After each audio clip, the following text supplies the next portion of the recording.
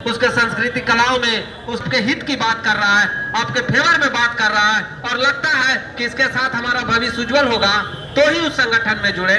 मैं ये नहीं कहता है कि बिना किसी को जांचे परखे आप ऐसे ही जुट जाइए, लेकिन जुटिए जरूर। आप अलग थलग रह करके अभी तक देख लिए कि आपकी क्या स्थिति है। इतना दिन में आप नहीं कुछ बना पाए तो अलग रह करके आगे बना लीजिएगा, इसका भी कोई गारंटी नहीं है। ये जो गारंटी देने वाले लोग हैं ये आपको और पीछे 50 साल पीछे ले जाएंगे और एक भाई दूसरे भाई को देखना नहीं चाह रहा। इस पूंजीवादी व्यवस्था का यह चक्र है कि हम अपने ही साथी का गला काटने के लिए तैयार रहते हैं कि अरे वो 500 में जाए तो हम 400 में चले। तो ये किसका फायदा हुआ कि सारे मजदूर एकत्रित हैं, संगठित हैं, समझदार हैं और इनकी एक बहुत बड़ी संख्या है जो हमें हिला सकती है। ये जो ईंटा जोड़ जोड़ के मकान बनाए हैं, अगर ये एकत्रित होकर के आ गए तो इस मकान को एक एक ईंटा अलग करने में भी इनको टाइम नहीं लगेगा।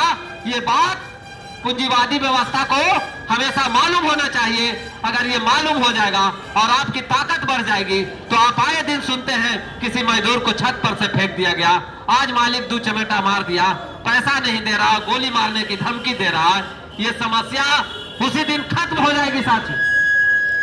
लेकिन हम अपने आप से इस तरह अलग थलग हैं, पैसे की इस पूंजी की हौड़ में पैसा कमाने के लिए इतना व्यस्त हैं कि जैसे सामने कोई मजदूर गिर जाए और मेरा करनी वसूली चलते रहता है। इसे देख करके मुझे बहुत दुख होता है साथी।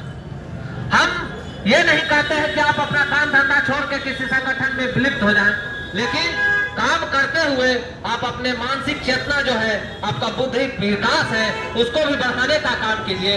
पैसा कमाना, पेट पोसना, पेट चलाना, परिवार का पालन पोषण करना ये गलत बात नहीं है, लेकिन इसी तक रह जाना ये बहुत गलत बात है।